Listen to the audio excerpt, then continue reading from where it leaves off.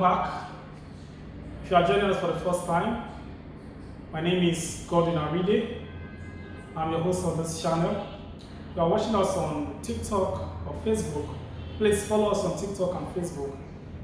Hit the subscribe button and share this video to friends and families. Today we'll be talking about radicals. This is a continuation of the series we started some days ago.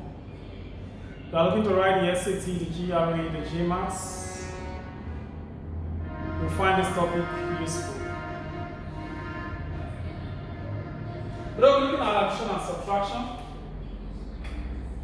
And don't forget, if you are watching us on YouTube, please hit the subscribe button, which is the bell button you'll find at the left-hand side below the video. The link to our YouTube channel is pasted alongside with this video. Alright, let's look at addition and subtraction.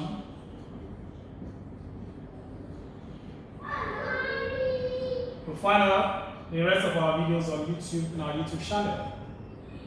Example 1. If you have 2 root 3 plus 6 root 3, the coefficient here is 6, the coefficient here is 2. I add up the coefficients, so I have 2 plus 6, that will be 8. Then I take one of the root 3. Just as simple as that. That's what is done for addition. Same thing for subtraction. But if what you have in the root sign is different, you cannot add or subtract.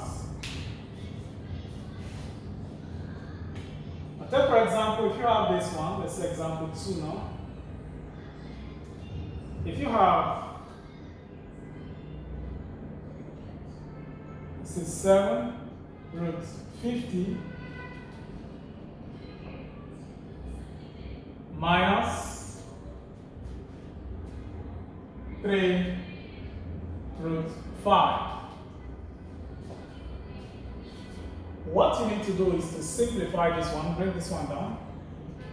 50 is 25 times 2 minus 3 root 5. Then 25 is 5 times 5, then we have it times 2, minus 3 root 5. Just break it down until you get to the lowest number, which is now this one. You can't break this one further. So applying the third rule of radicals, 5 here, I'll take 1 5. 2 times 5. Then I'm left with root 2. Minus, we have 3 root 5. 5 times 7 give me 35. Root 2 minus 3 root 5. Now you cannot subtract this one. You leave the answer like this because what you have in the root sign is different. But if you have the same thing in the root sign, then you can subtract. And the same thing, if you have the same thing in the root sign, you can add. Okay, let's take another question. Example 3.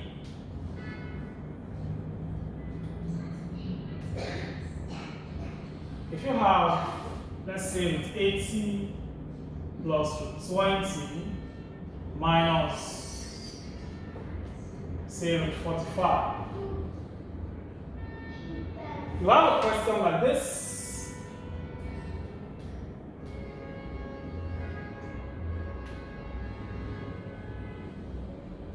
The first thing you do is to break this one down.